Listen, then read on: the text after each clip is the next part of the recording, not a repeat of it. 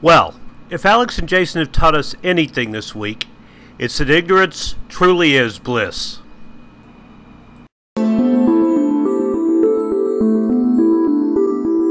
Hello everyone, I'm Dan the Man. Before I get into my thoughts on this week, I want to briefly give my initial thoughts on the bombshell Julie Chen dropped, which as far as I know had not been even rumored to this point. The announcement that this winter there would be a celebrity Big Brother. In short, I'm not excited. To be more specific, I'm not excited at all. Don't get me wrong, it's Big Brother, and while this might be surprising to hear from someone who makes videos about Big Brother, I love Big Brother, so I have no doubt I'll be watching it. But my expectations are low, to say the least. Obviously, a house full of famous, well-known people playing Big Brother sounds like an exciting idea, especially given that CBS has confirmed the live feeds will be available for it, as if there was much doubt given the cash cow the live feeds are for Big Brother.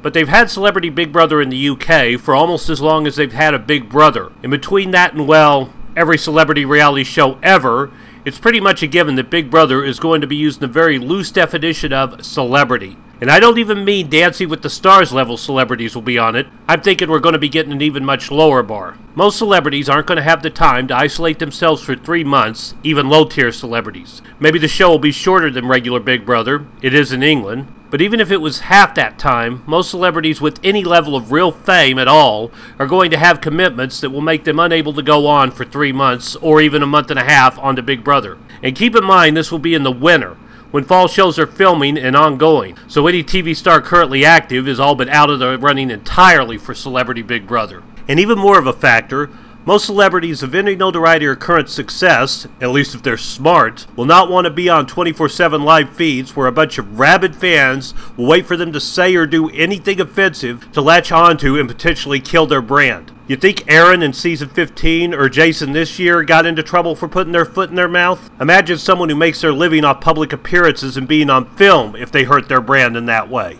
So what we will get, I am all but positive of, is people who are celebrities by the loosest definition and have little or nothing to lose and are not too busy to put their life on hold. So do not expect to be seeing Selena Gomez and Kevin James on this.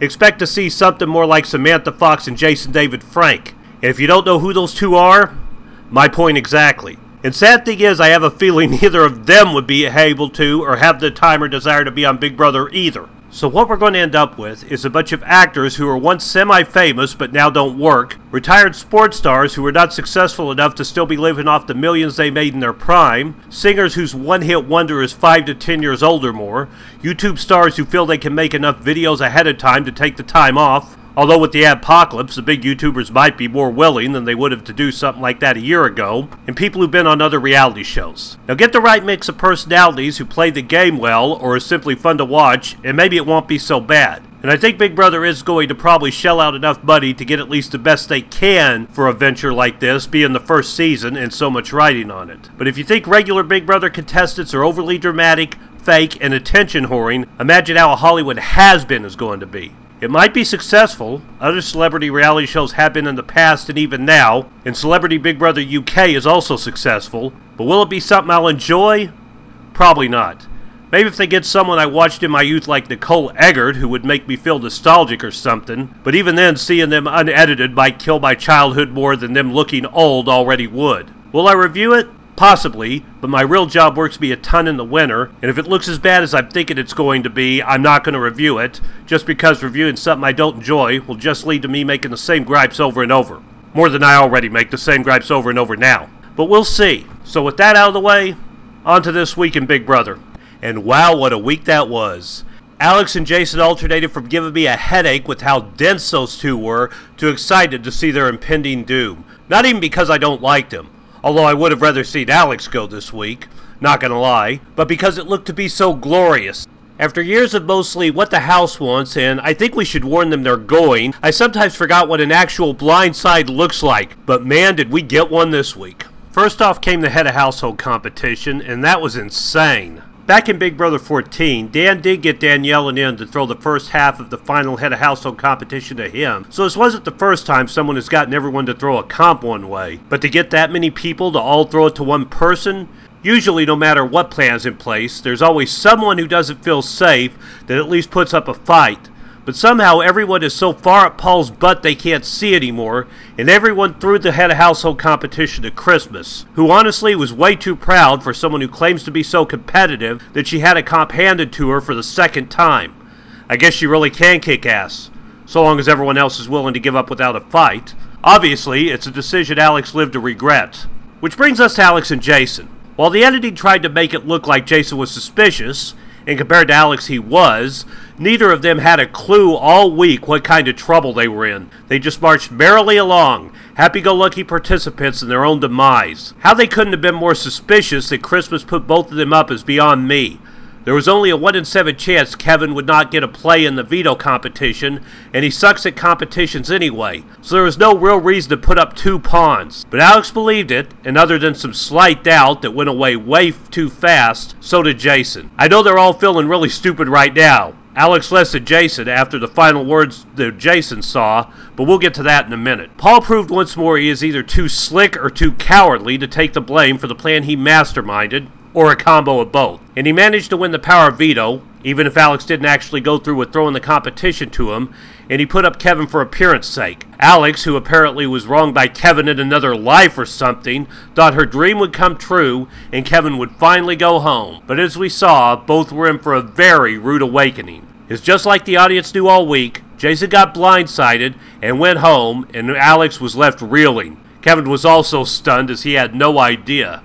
Jason's reaction made it look almost like they should be afraid of him, and he didn't even stop to say goodbye, which I'm sure had Paul worried because he no doubt wanted to hug Jason goodbye and whisper it wasn't him and he didn't know what happened, but he never got that chance to blow that smoke up Jason's butt. Which brought me to one of my favorite parts of the night, and I never thought Josh would find a way to make me happy, but he did. Lo and behold, his goodbye message, which totally threw Paul under the bus. He came out of the DR after taping and looked distraught. Now we know why.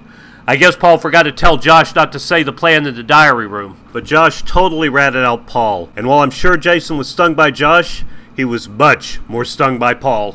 And Paul made it worse with his little, "If you're gone, we got blindsided. I totally never didn't have your back" message. I didn't think Josh had it in him, but it looks like Paul is highly considering taking Josh to Final 2 if he wins. And that speech Josh gave might, just might, be enough to get Josh a surprise win. Paul looked like the biggest snake, and no doubt Jason is going to tell everyone what he heard. So Paul and his play on all sides is likely outed by now, at least once people get to the jury house. Did Josh just cost Paul the game if he goes to the end?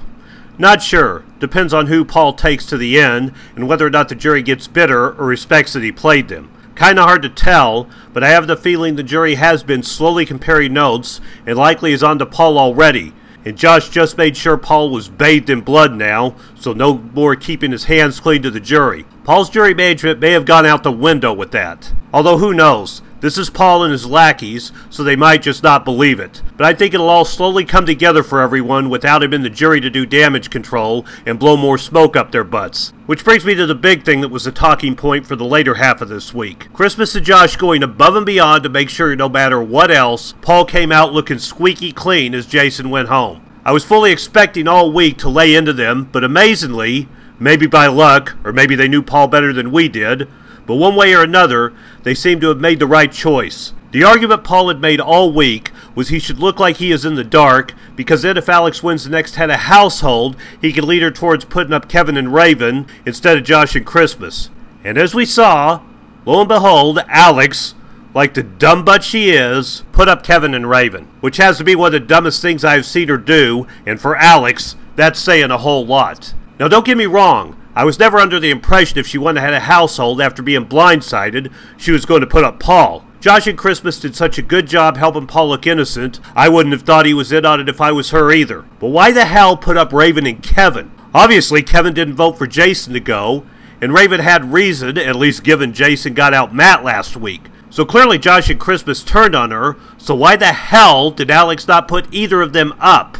Well, I have a feeling it was because Paul made good on his end of the deal. The plan he gave Christmas and Josh was the reason that they should help him come out looking good, and so Alex will still trust him, so that he can then use her to help get rid of either Kevin or Raven, and throw off Josh and Christmas's scent, so she wouldn't put them up. And well, She didn't believe Paul was in on the plan, and it would seem anyway, without seeing Sunday's episode, which will probably show more, that Paul somehow got Alex to believe she should put up 2 people who stabbed her in the back the least. I really don't get why these people believe whatever Paul says, but either way, he made good on his promise to Christmas and Josh. If they had made Paul not use the veto, Alex would have known everyone betrayed her, and likely would put up Paul next to Josh or Christmas had she won head of household. A good chance Josh or Christmas would have gone home. So it worked out perfectly, and while I didn't think I would be saying it, they made the right choice to trust Paul. Any other scenario, one of them would have gone out the door. Paul's a snake, but he is a snake that is telling those 2 the truth, at least so far. So they, unlike everyone else, are right to trust him. A lot of that is luck, as they were the ones Paul was telling the truth to when he told everyone the same thing, but luck can still get you far in Big Brother.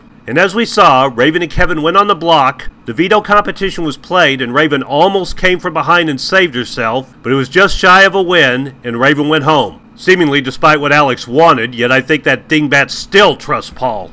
But the big surprise was Josh not voting with the others, and voting out Kevin instead of Raven. To be honest, I had to go back and watch it again, because I was so annoyed by Josh's endless crying that I didn't hear he voted for Kevin at first, because I stopped listening to his incessant whining. I still don't know if Paul told him to do that. I can't imagine why he would tell Josh to do that. But Paul and Josh came to sit down last in the veto ceremony, so they were talking about something. So I wouldn't rule out Paul told him to do it, because most everything that happened is because Paul tells someone to do something. But if Josh did go rogue, that should be very interesting. Because while I get Josh didn't want more blood on his hands after everything else that happened, he could throw things into chaos for his little trio. And Paul will not like everyone didn't do what he said, and he knows one of them voted against the group. So were Jason and Raven the right choice? For Jason, I think it was the right choice.